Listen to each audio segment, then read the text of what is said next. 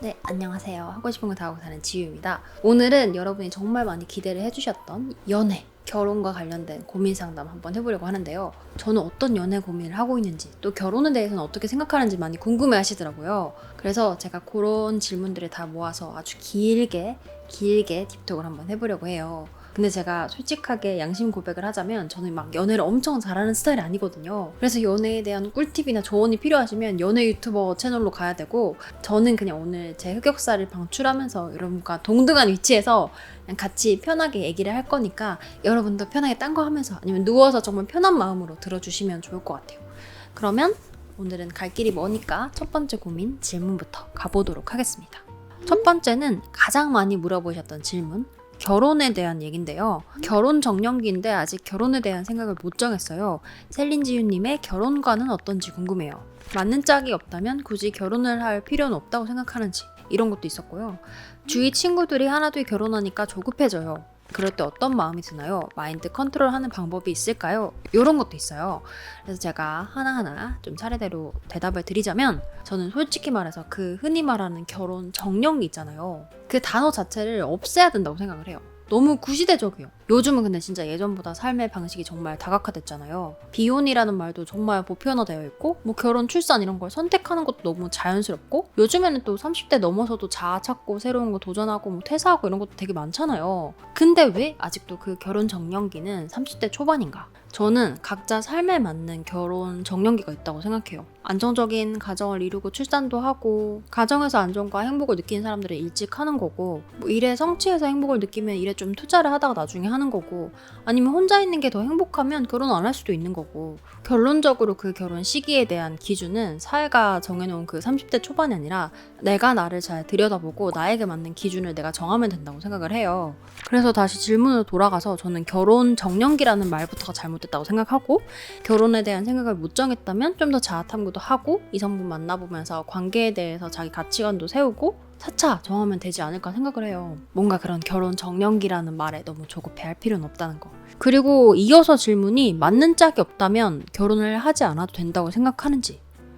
당연하죠. 안 맞는데 저는 같이 살려고 하면 완전 고문인데? 이거 벌칙이잖아요, 벌칙. 저는 결혼 시기보다 어떤 사람이랑 하는지가 훨씬 더 중요하다고 생각하고, 맞는 사람이 나타나지 않는다면 안 하는 게 맞다고 생각합니다. 여러분, 요새 보니까 60에도 만나고 70에도 만난대요. 우리 100살까지 살아야 되니까 너무 조급해하지 맙시다. 그리고 두 번째 결혼 고민, 이건 좀 비슷한데 좀 달라요. 주위 친구들이 하나둘 결혼할 때 괜히 조급해져요. 챌린지유님은 그럴 때 드는 마음, 마인드 컨트롤법. 일단 저는 정말 솔직하게 결혼을 하는 친구들을 보면 어떤 생각이 드냐면, 그 친구들은 안정된 가정을 이루고 싶어 했고 본인이 그만큼 노력을 했으니까 얻은 결과? 관계에서의 성취라고 생각을 해요. 이건 근데 정말 인생의 진리인데, 내가 쓰는 에너지, 내가 투자하는 시간에 따라서 결과가 따라오거든요.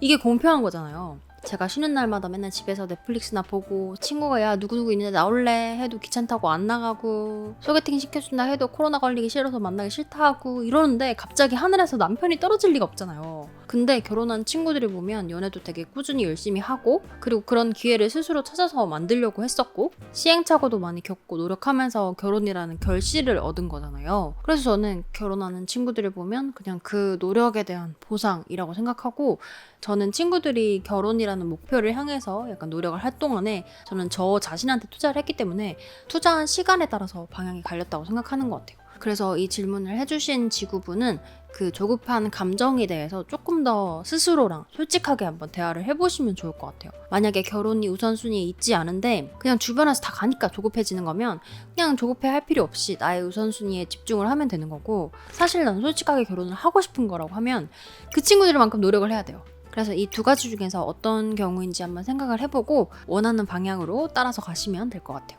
그 다음은 너무 무거운 얘기만 한 것 같아서 조금 귀요미 고민도 가지고 왔어요. 얼마 전 좋아하는 사람한테 고백을 했는데 상대방이 돌려서 거절을 했어요. 상처를 받지 않으려고 해도 자존감이 떨어져요. 언니는 고백했을 때 거절당한 적이 있나요? 있다면 어떻게 마음을 추스렸나요?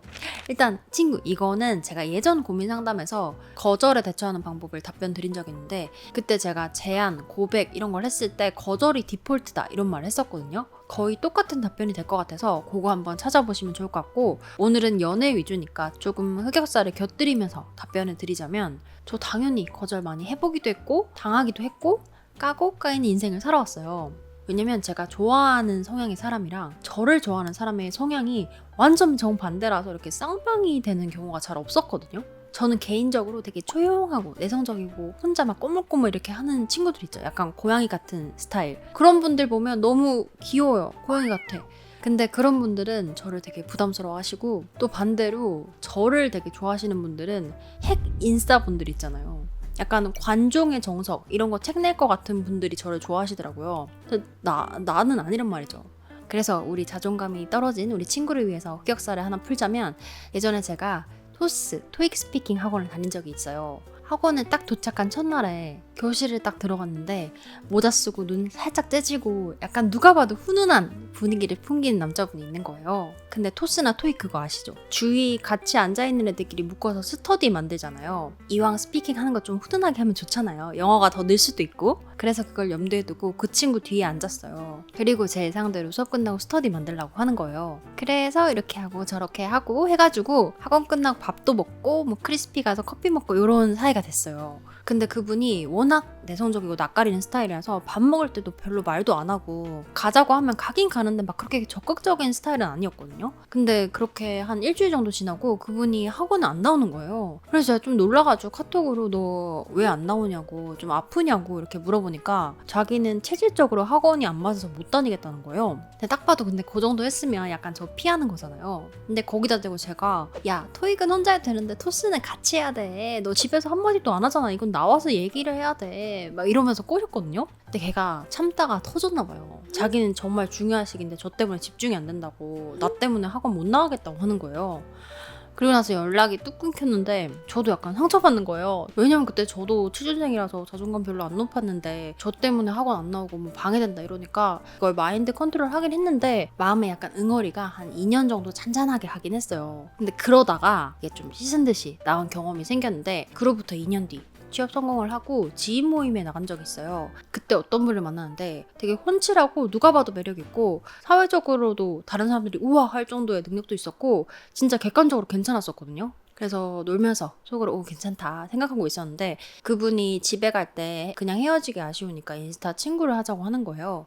그래서 인스타 아이디를 받고 딱 그분 계정에 들어갔는데 진짜 피드 처음부터 끝까지 싹 다 살색인 거예요. 아니 옷을 입고 있는 사진이 하나도 없었어요. 그래서 제가 너무 어이가 없어가지고 근데 오빠 진짜 궁금한데 이렇게 계정 운영하면 스팸 신고 안 받냐고, 너무 심하다고 이렇게 말하니까 또 그거에 혼자 막 빵 터져가지고 웃는 거예요. 그리고 나서 그날 헤어지고 그분이 계속 밥 먹자고 DM 보내고 제가 토스남한테 했던 짓을 그대로 똑같이 하는 거예요. 근데 내심 저는 이분이 객관적으로 괜찮고 매력있고 하니까 만나볼까 하다가도, 저는 근데 지금 제가 자아 센 것도 감당이 안 되는데 나보다 더 센 사람 감당할 자신이 없는 거예요. 그래서 계속 피하긴 했었거든요. 근데 그분이랑 밥 먹을까 말까 이런 걸 고민하면서 예전 그 토스남이 계속 떠오르는 거예요.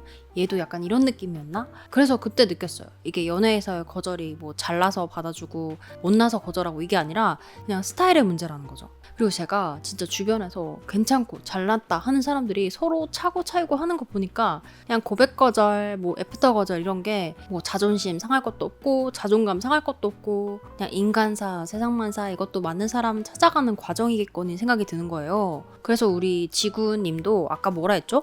상대방이 거절해서 자존감이 떨어져요. 이게 자존감까지 갈 일이 아니에요. 그냥 시기가 안 맞았거나 타이밍이 안 맞았거나 친구의 매력이 떨어져서가 아니라 그냥 속성이 다른 거 있죠. 포켓몬 보면 물 속성, 불 속성 이런 거 있잖아요. 그래서 거절을 당했다면 우리는 좀 속성이 다른 포켓몬이구나 이렇게 생각을 하시면 좋을 것 같아요. 친구 문제 하나도 없다는 거, 그리고 자존감 떨어질 필요 없다는 거. 그 다음 고민. 연애와 공부는 함께 할 수 있다, 없다. 이거는 진짜 많은 분들이 물어보셨는데 이거 좋아요도 되게 많이 눌려있더라고요. 일단은 결론부터 말하자면 공부 강도나 뭐 종류에 따라 다르겠지만 뭐 내가 사시, 행시를 앞두고 있다, 뭐 수능 6개월 남았다 이런 분들은 공부에 집중하시는 게 맞아요. 아니 이게 내가 전력을 다해도 될까 말까잖아요. 이런 거는 특수한 상황이기 때문에 내 에너지를 분산시키는 것보다 조금 집중을 하는 게 맞고, 일반적인 상황에서 공부, 일, 취업 준비 이 정도 선에서는 당연히 가능하고 이걸 가능하게 하는 연습도 필요하다고 생각해요. 어차피 사람이 24시간 절대 집중을 할 수가 없고 하루에 한두 시간 정도 투자하면 관계 유지에는 지장이 없다고 생각을 하거든요. 저 같은 경우는 제 원래 연애 스타일이 막 분 단위로 연락하고 맨날 보고 이런 스타일이 아니라서 병행이 가능했었던 것 같거든요. 낮에는 딱 자기 일 집중하고 밤에 자기 전에 통화 좀 1시간 정도 하고 평일에는 진짜 보고 싶어 죽을 것 같을 때 빼고는 잘 안 보고 주말에 하루 몰아서 놀고 약간 이런 식으로 시간 분배를 했었거든요. 제가 뭐 이렇게 해서 잘했다는 건 아니지만 그래도 연애하면서 학업도 되게 충실했고 진학도 하고 취업도 하고 이랬었거든요. 그래서 이 고민 하시는 분들은 그냥 이런 스타일 참고만 해주시고, 저는 근데 진짜 개인적으로 정말 특수한 상황이 아니라면 연애만이 내 삶의 전부가 되지 않게, 내 일이나 공부가 내 삶의 전부가 되지 않게 이 비율 조정을 잘 하는 게 중요하다 생각하거든요. 그래서 비율 조정을 20대 초반부터 하는 게 좋지 않을까 라고 생각해서 그냥 말씀을 드립니다. 근데 제가 이렇게 말해놓고 내가 지금 연애를 못하고 있죠? 저한테 하는 말이에요. 그 다음 오늘의 마지막 고민. 장기 연애를 하다 보니까 편하긴 하지만 뭔가 새로움이 없는 정체된 연애를 하는 것 같아서 고민이에요. 제가 또 장기 연애 전문이라서 좀 얘기를 드리자면, 내가 연애를 하면서 편하다, 안정된 느낌이 있다 하시면 나는 복 받았구나 생각을 하시면 돼요. 남자친구나 여자친구가 속 안 썩이고 그렇게 다툼 없이 오래가는 거 둘이 진짜 잘 맞는 거고 서로한테 감사해야 될 일이에요. 저도 예전에, 너무 예전 일이긴 한데 제가 너무 어린 마음에 안정적인 상황이 뻔하고 지루하다는 이유로 헤어짐을 말한 적이 있었거든요. 제가 근데 그 사람 다음에 제가 벌을 받았는지 안정감이라고는 찾아볼 수 없는 분과 연애를 했거든요. 제가 그렇게 감정이 요동치는 연애를 하면서 내가 정말 나한테 굴러온 복을 거저 찾구나, 내가 벌 받았구나 라는 생각이 들었었거든요. 제가 생각했을 때는 그런 연애가 길어지면서 오는 무료함, 지루함 이런 것들을 상대한테서 찾으면 안 되는 것 같아요. 무료함, 정체감 이런 거는 내 안에서 나오는 감정이고요. 그 무료함을 다스리지 못하고 다른 사람 만나도 어차피 일정 기간 지나면 그 감정이 또 올라오게 되거든요. 근데 그때마다 우리가 리필 갈듯이 사람 바꿀 수가 없잖아요. 그래서 저는 이런 감정이 올라올 때마다 어떻게 했냐면, 그런 무료함을 관계에서 해결하는 게 아니라 제가 개인적으로 뭔가 시도하면서 그 정체된 느낌을 해결하려고 했어요. 뭐 다른 분야의 일이라든지 아니면 새로운 취미라든지 내 환경이 좀 바뀌고 상황이 바뀌면 그 관계에서 안정감이 지루함이 아니라 언제나 그 자리에서 묵묵하게 지켜주는 상대방에 대한 고마움으로 올라오더라고요.